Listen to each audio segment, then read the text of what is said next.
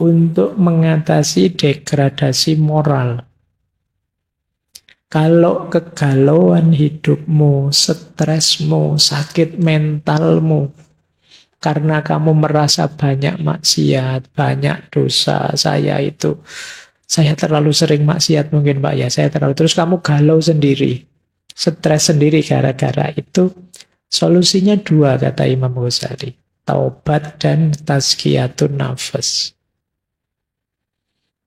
Ayo ditobati, terus pelan-pelan kita bersihkan hati kita. Cara membersihkannya, nawa itu tidak mengulang lagi maksiat-maksiat yang kemarin saya jalankan. Dosa-dosa yang kemarin saya lakukan. Ini akan meringankanmu. Jadi, taubat itu kan semacam menetralisir segala beban dosa dan kemaksiatan yang selama ini kalian lakukan yang membuatmu stres. Tapi dengan melakukan itu plus pembersihan jiwa, jiwamu akan lebih tenang. Jadi itu tips dari Imam Ghazali. Solusi pertamanya justru taubat. Jangan lupa ini ya. Karena kalau jiwa kita masih kotor, tiba-tiba saya ingin menutup dosa saya dengan puasa, dengan sholat ini itu, ya belum. Diawali taubat dulu. Membersihkan wadahnya dulu. Nah ini mengatasi degradasi moral. Kalau teman-teman merasa hampa makna, hampa tujuan, saya bingung ini Pak, hidup saya mau kemana? Saya harus bagaimana menjalani hidup ini? Imam Ghazali menyarankan dua. Zuhud dan qanaah lah. Qanaah itu merasa cukup dengan apapun yang saya miliki saat ini. Zuhud itu kondisi jiwa kita yang tidak lagi tergoda oleh hal-hal duniawi. Ini zuhud. Lu kalau gitu ndak kuliah, ndak kerja Pak. Ya tetap kuliah, ya tetap kerja. Tapi tidak terikat, tidak jatuh cinta pada dunia. Ini membuat kita lebih mudah menetapkan tujuan. Memberi makna hidup. Dibandingkan kita masih tenggelam dalam hasrat ambisi duniawi. Kata Imam Ghazali. Kenapa begitu ya? Hasrat ambisi duniawi itu sering mengecewakan. Membuat kita putus asa. Mari kita terima saja. Yang kita miliki ini ya sudah. Itu namanya qanaah. Dan tidak mudah tergoda, tidak mudah terpesona oleh hal-hal yang sifatnya duniawi. Itu ada kata mutiara yang luar biasa dari Sayyidina Ali bin Abi Thalib. Beliau menyatakan, ya dunya hurri wairi lakot tolak tuka salasatan. Wahai dunia, godalah orang lain saja selain aku. Kenapa? Aku sudah menalakmu 3. Jadi itu Ali bin Abi Thalib. Nanti ya, itu membentuk jiwa yang zuhud. Saya tidak tahu kalian berani tidak bilang begitu. Wahai dunia, aku sudah talak 3 padamu. Tidak mungkin rujuk lagi sudah. Baik. Kalau di usia-usia kalian masih tidak gampang untuk qanaah. Tapi boleh latihan. Intinya bagaimana jiwa kita tidak terikat dengan dunia. Kemudian kalau kita mengalami hampa spiritual, hampa nilai. Tadi kita merasa, Pak saya itu kok tidak berharga ya Pak. Apa sih nilai kehadiranku? Imam Ghazali menyarankan 2, riyadhah dan mujahadah. Riyadhah itu latihan. Sederhananya, bentuklah dirimu biar jadi orang yang bernilai, berharga. Jadi riyadhah itu amal-amal keagamaan kamu jalankan, maka kamu merasa bernilai dalam hal agama. Bentuk dirimu jadi orang pinter, kamu nanti bernilai jadi seorang intelektual. Bentuk dirimu jadi pekerja yang tangguh, yang berkarya produktif, ya nilai dirimu jadi manusia yang produktif. Jadi riyadhah, latihan, ya bentuk. Jangan menunggu dirimu terbentuk. Kamu yang harus membentuk dirimu. Itu namanya riyadhah. Saya nunggu saya Pak, besok siapa tahu saya jadi. No, siapa tahu saya jadi. Kalau kamu ingin jadi, bentuk dirimu. Pengen jadi dosen, latihan mulai sekarang. Ngobrol, ngajar kok ngobrol. Ngajar yang enak, terus jadi latihan membaca yang banyak. Itu jadi membentuk dirimu jadi dosen yang berkualitas. Jangan menunggu, jangan nanti kalau saya ditakdirkan Allah jadi dosen kan yo bisa-bisa sendiri Pak. Ya kalau nunggu begitu ya ndak jadi, nanti kamu tiba-tiba jadi dosen beneran terus ndak bisa ngajar, terus bingung waktu ngajar, terus kamu stres lagi. Apalah nilai saya Pak, nanti jadi begitu lagi. Maka riyadhahlah mulai sekarang, latih dirimu. Pengen jadi bisnismen yang sukses, latihan mulai sekarang. Bentuk dirimu, latihan mental ekonominya, ilmu ekonominya di-upgrade, itu namanya riyadhah. Jangan lupa mujahadah, berdoa. Yo, tetap segalanya Allah yang mengabulkan. Terus, kalau teman-teman kesulitan dalam hal pengendalian diri, solusinya kata Imam Ghazali, harus ada khauf dan roja. Khauf itu rasa takut pada Allah, roja itu harapan pada Allah. Dua-duanya harus imbang. Baru diri kita terkendali. Karena adanya khauf, maka kita tidak sembrono dalam hidup. Takut Allah murka, takut mendapat siksanya. Itu kan kita hati-hati. Nah, tapi juga tidak hanya takut, kita juga berharap. Karena ketakutan saja bisa melahirkan keputusasaan. Kita tetap yakin Allah sangat menyayangi kita. Allah penuh dengan anugerah pada kita. Itu namanya harapan, namanya roja. Jadi khauf saja bisa putus asa. Tapi tanpa khauf, orang bisa sembrono.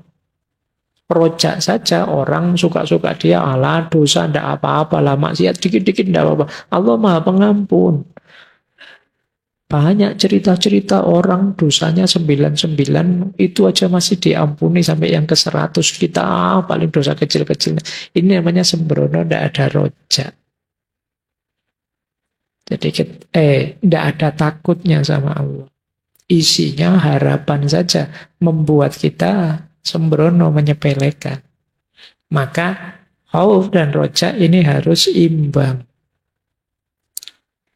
Terus ya kalau ini ya, kalau kita stres dan frustasi, kuncinya tetap sabar.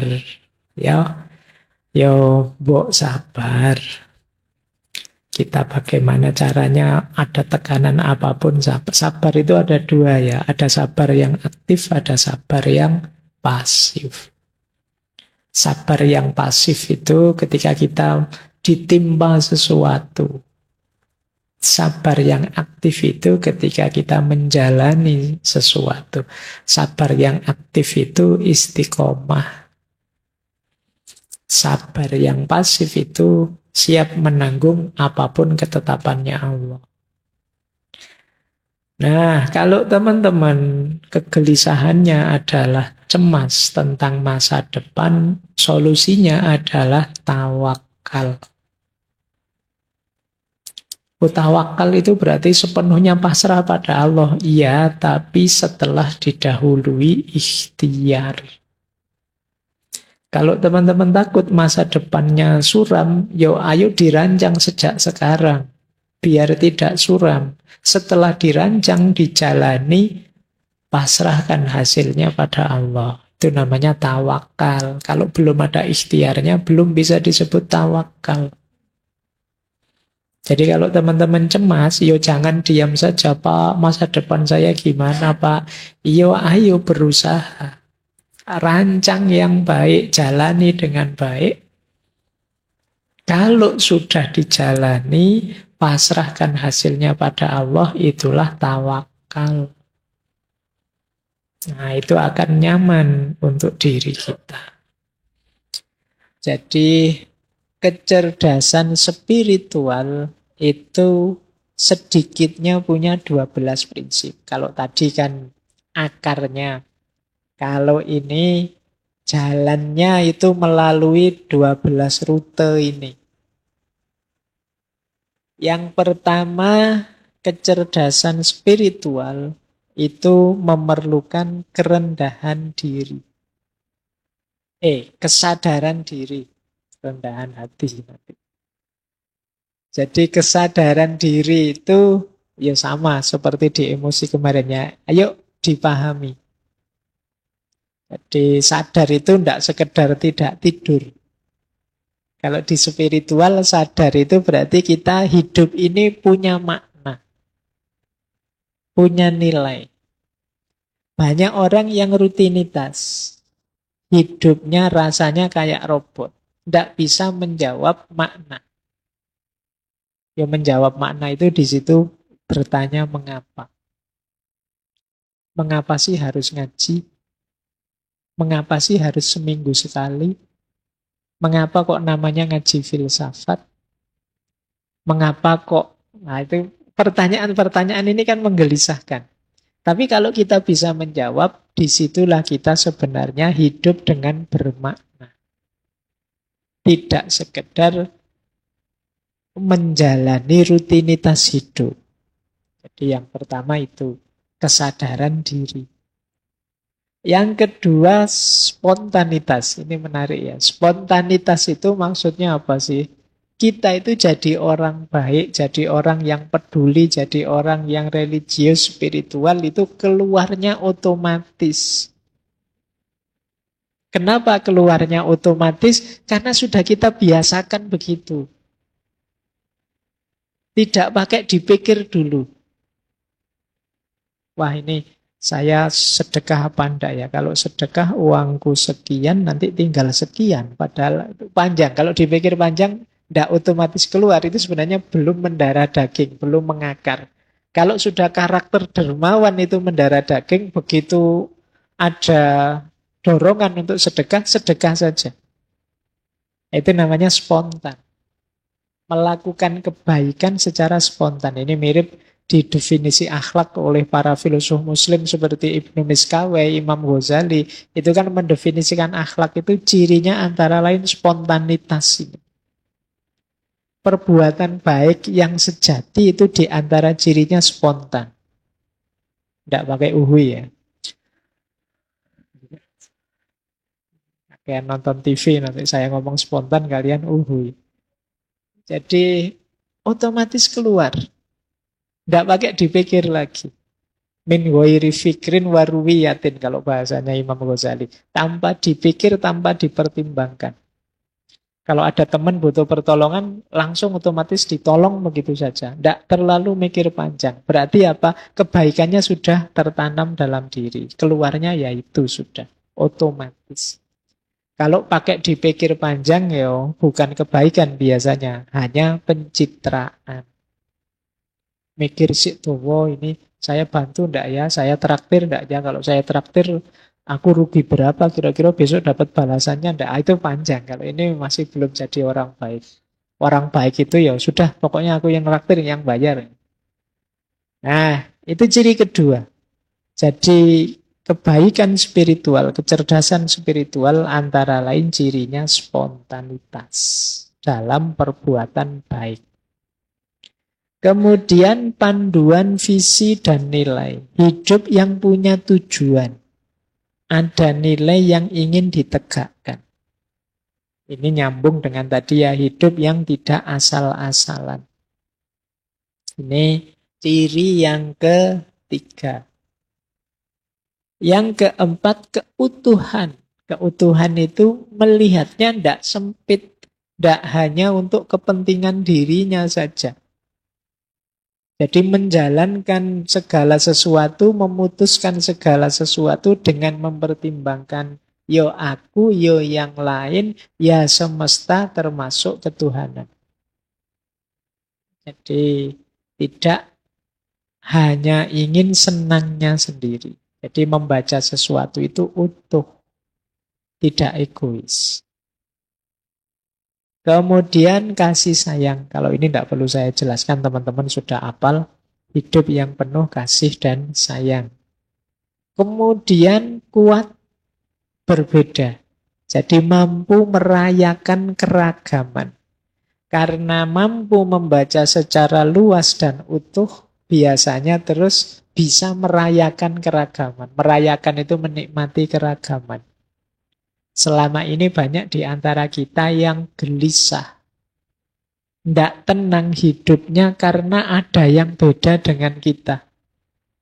Saya agamanya A, dia agamanya B. Wah, tidak tenang aku. Sulit menyikapi perbedaan. Saya tipenya ini, dia tipenya itu. Saya alirannya ini, dia alirannya itu.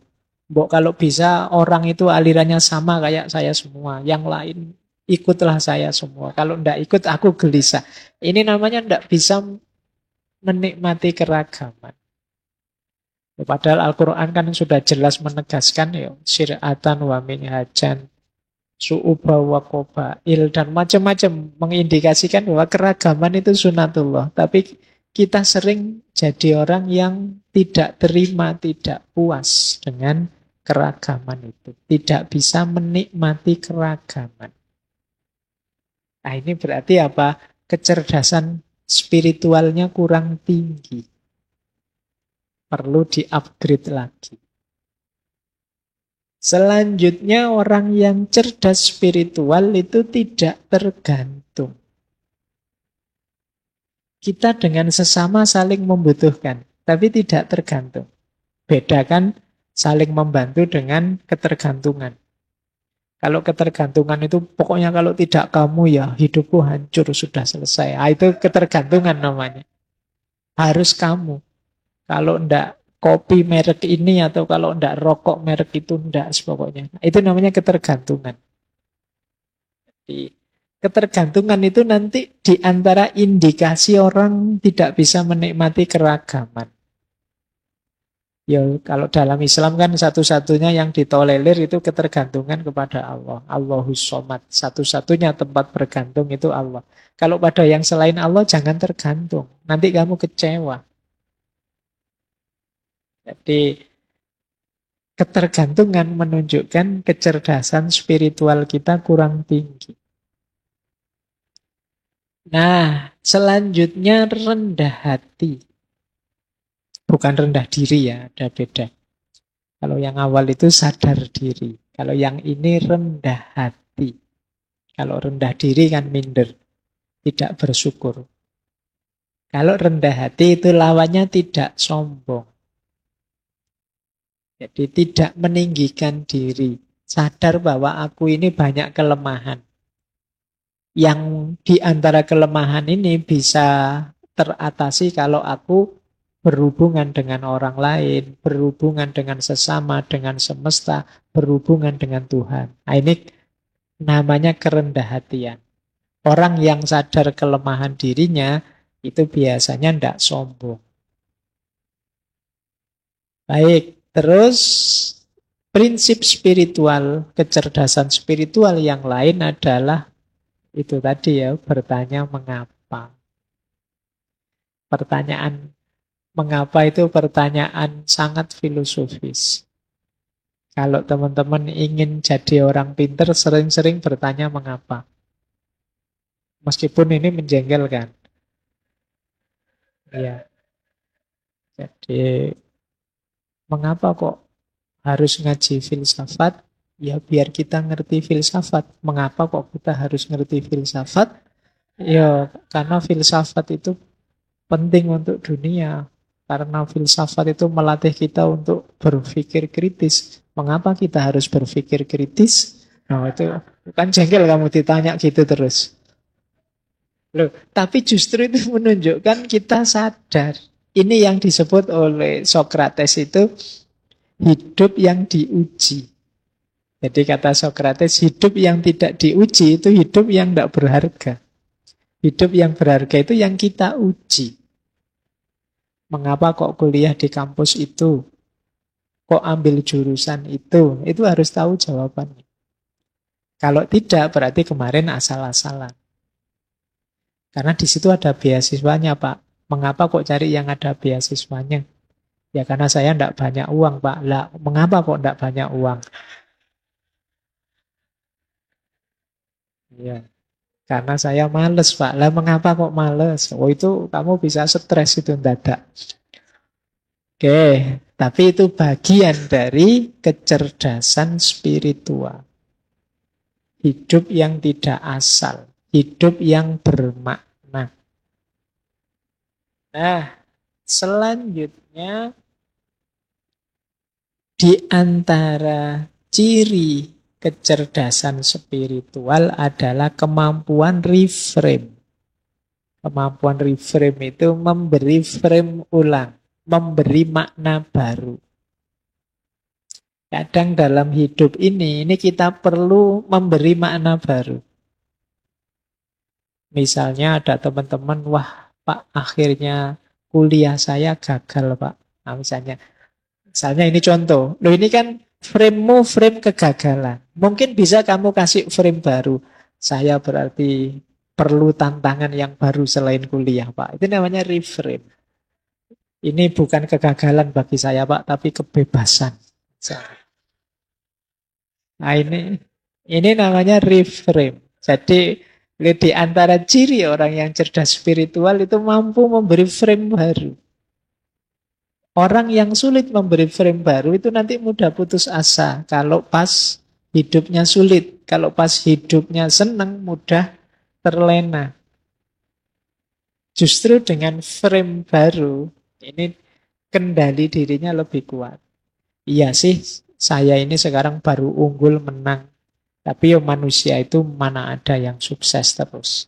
Nah, ini saatnya saya harus hati-hati. Ini namanya reframe.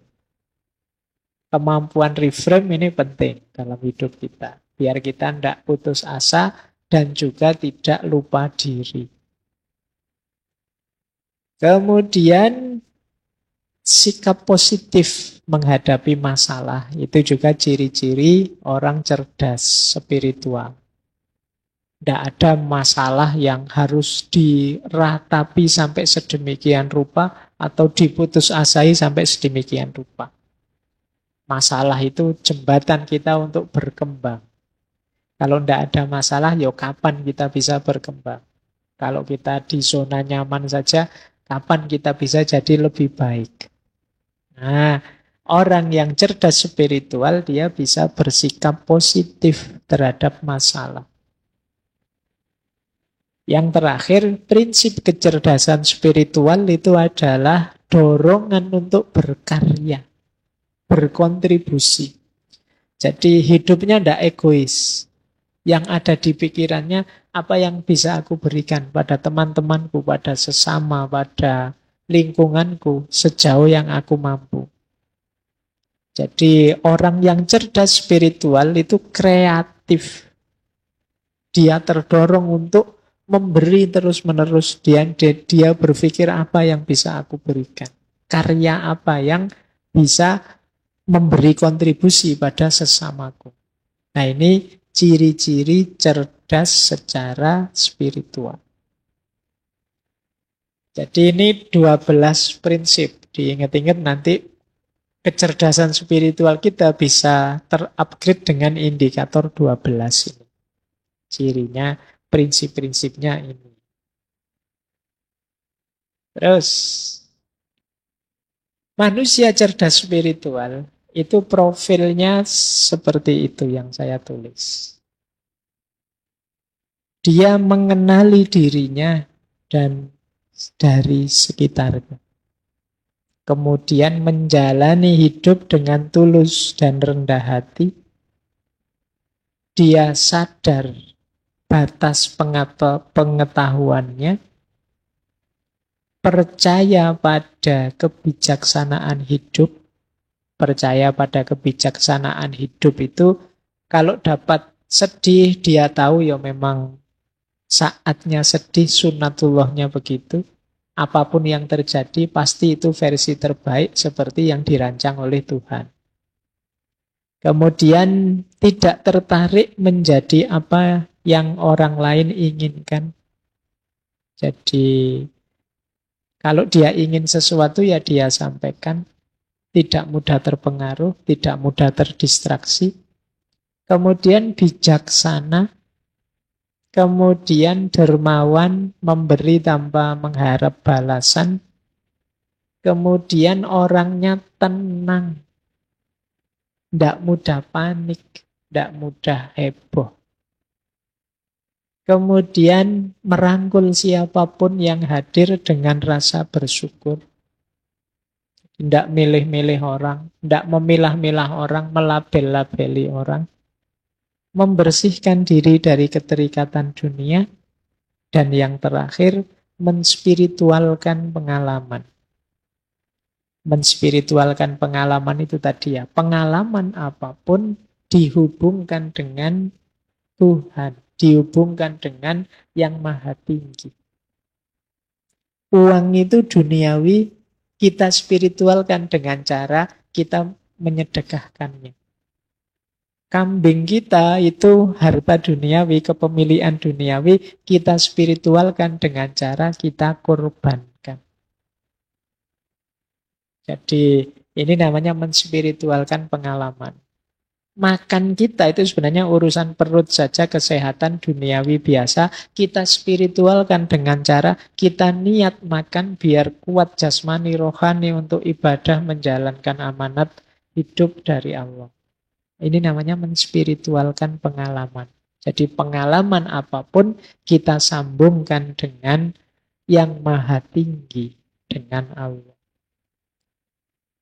Baik. Orang yang ingin cerdas secara spiritual harus dimulai dari akarnya. Jadi pelan-pelan kita bangun kecerdasan spiritual. Diawali tentu saja dari kesungguhan. Ini mirip dengan yang emosional kemarin ya. Bahwa kecerdasan spiritual ini sifatnya potensi dalam diri kita. Kalau tidak digunakan ya tidak ada gunanya. Kalau tidak digunakan ya mati. Maka pertama-tama akar kecerdasan spiritual itu kemauan dan kesungguhan kita. Untuk berefleksi, untuk merenungi hidup, untuk memikirkan makna. Kalau kita tidak mau, Pak, saya ikut saja orang lain, Pak, saya asal jalan saja, ya kecerdasan spiritualnya macet. Jadi yang pertama ini sungguh-sungguh ya, kalau bahasa agamanya niat. Ya kalau tidak niat, ya apa-apa tidak akan hasil. Jadi rumus pertama adalah, yuk sungguh-sungguh mari menyisihkan waktu untuk merenung. Untuk muhasabah, untuk memperhatikan hidup ini, diri kita, lingkungan kita. Melalui refleksi, melalui tadabbur, tafakkur, dan lain sebagainya. Ini yang pertama. Akarnya. Nah, biasanya kalau kita hidup secara serius, itu nanti akan bertemu pencerahan-pencerahan. Maka akar yang kedua ketercerahan. Ini momen wow, iya ya, ternyata hidup ini begini. Itu momen pencerahan. Baru saya tahu ternyata saya itu manusia yang lemah. Ini namanya pencerahan. Baru aku sadar ternyata kemarin aku hanya GR saja. Ternyata aku tidak sehebat itu. Misalnya. Itu namanya pencerahan. Jadi ketika kita mengalami momen-momen pencerahan semacam ini, wah, ini alamat kita lebih cerdas secara spiritual. Jadi kan banyak orang yang belajar tapi ya tidak cerah-cerah. Ruwet terus uripe. Jadi banyak orang yang tercerahkan. Dan ini yang membuat ilmu itu asik. Kalau kalian merasa tidak kerasan membaca buku, tidak kerasan belajar, kemungkinan jarang ketemu pencerahan. Orang itu senang baca ketika dia baca, oh iya ternyata begini, ah iya ternyata begitu. Itu mungkin dia tambah asik pengen baca terus. Tapi begitu baca, ah ini buku apa tuh yo, susah sekali dipahami, susah ya, tidak jadi baca. Jadi momen ketercerahan itu kejarlah. Momen wow, momen aha, momen eureka, momen apa saja. Kejar itu karena dia mengantarkan kita pada pemahaman spiritual. Enlightenment. Jadi ketercerahan. Itu rumus kedua. Jadi ada yang sungguh-sungguh, ada yang melalui pencerahan-pencerahan. Nah, akar kecerdasan spiritual yang ketiga adalah ketuhanan. Kesadaran bahwa kita ini ya ndak hanya terhubung dengan sesama, dengan semesta, tapi kita juga punya hubungan dengan yang maha kuasa. Jadi kesadaran ketuhanan akan membuat kita tambah cerdas secara spiritual. Ada banyak momen dalam hidup ini yang kita kesulitan memaknainya kecuali setelah kita hubungkan dengan Tuhan. Begitu kita sambungkan dengan Tuhan, banyak hal mudah. Jawabannya kita tahu maknanya. Kenapa ya? Saya sudah belajar sungguh-sungguh, saya sudah kerja keras, saya sudah berkorban banyak, kok masih gagal? Sementara dia tidak ngapa-ngapain, cengenges-cengenges akarepe dhewe. Kok ya sukses? Itu kalau kita kejar jawabannya sendiri sulit kita ketemu. Tapi begitu kita hubungkan dengan Tuhan, jawabannya lebih mudah. Ada banyak momen yang makna dan jawabannya lebih mudah ketika kita sadar hubungan hidup ini dengan Tuhan. Loh, kesadaran keterhubungan dengan Tuhan ini hanya orang-orang yang cerdas spiritual yang mampu.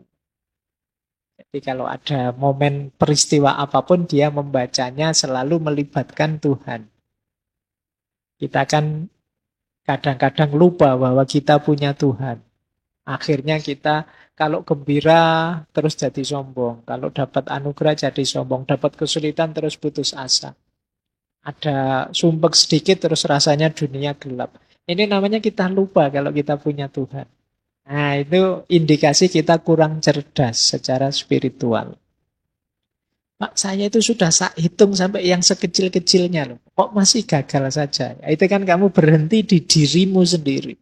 Kamu lupa bahwa ada Tuhan. Maka akar ketiga dari kecerdasan spiritual itu ketuhanan.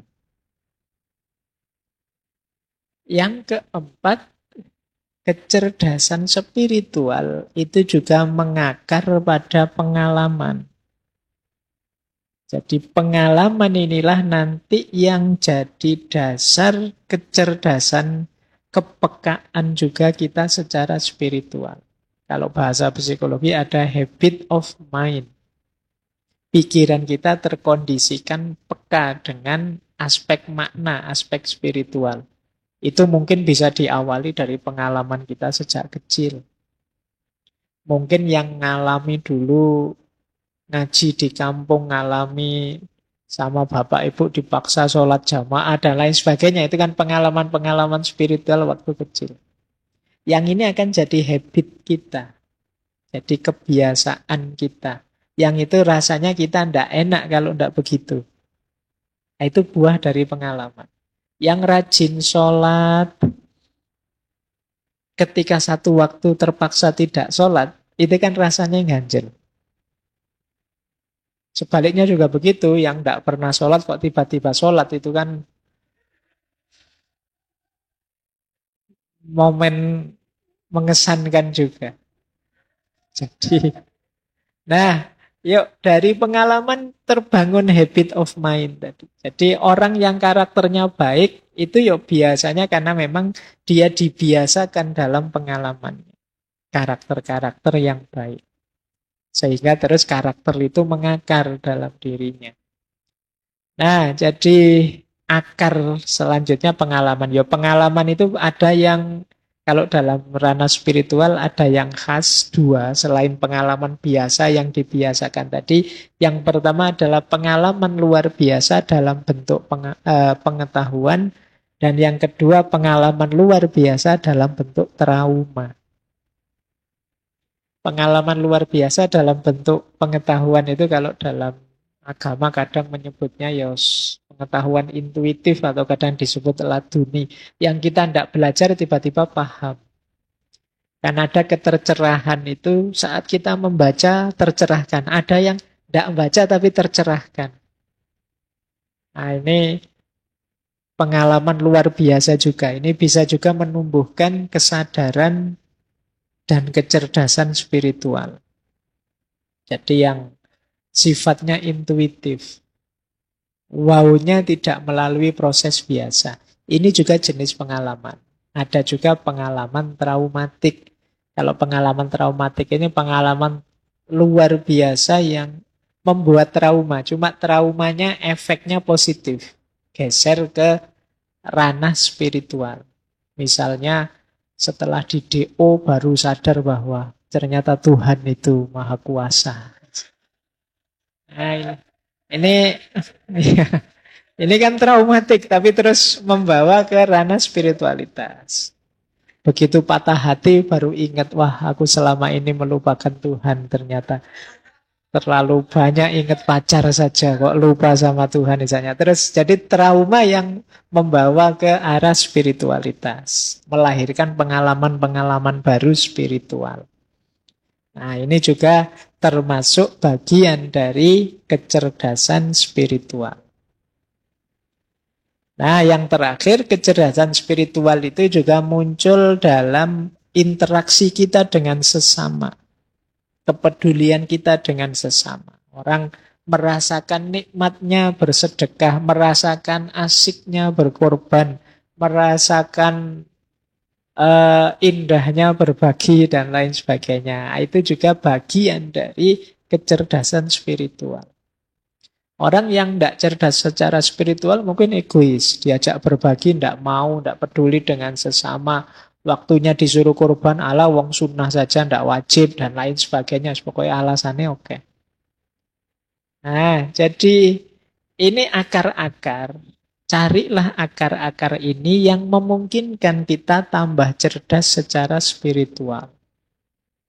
Kesungguhan, kemudian ketercerahan-ketercerahan. Cari momen-momen yang membawa kita pada pencerahan-pencerahan. Kalau males baca, yo dengerin YouTube atau apalah gitu. Yang penting membaca sekitar juga tidak masalah. Siapa tahu nanti dapat semacam ilham, intuisi, wawasan baru atau apa. Kejar itu.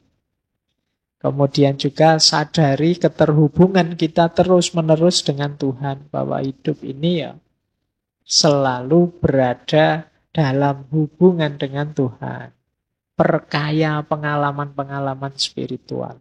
Sehingga dia akan jadi habit tabiat kita. Dan jangan lupa kepedulian sesama. Itu melahirkan kepekaan dan kecerdasan spiritual juga. Kejar momen-momen ini biar kita tambah cerdas secara spiritual. Kuncinya nanti di sini.